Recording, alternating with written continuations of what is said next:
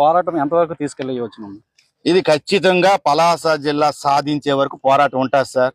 ఎన్ని ఆంక్షలు పెట్టినా, ఎన్ని ఇబ్బందులు పెట్టినా శాంతియుతంగా ప్రభుత్వాన్ని ఒప్పించి నప్పించి తెచ్చుకోవాలనే ఉద్దేశమే మాకుంది, కానీ ఎవరికి ఇబ్బంది పెట్టాలనే ఉద్దేశం కాదు. మాకు ఒక్కటే స్ట్రైట్ క్వశ్చన్ సార్.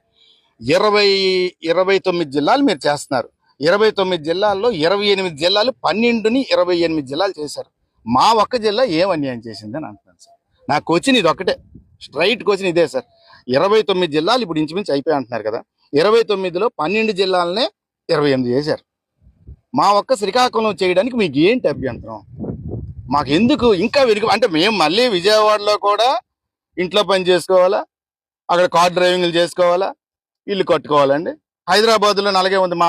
మా శ్రీకాకుళం జిల్లా వాళ్ళు ఏ ఇంట్లోకి వెళ్ళినా మా శ్రీకాకుళంలో ఉంటారు. ఎక్కడ ఏ కార్మికుడు చూసినా శ్రీకాకుళం.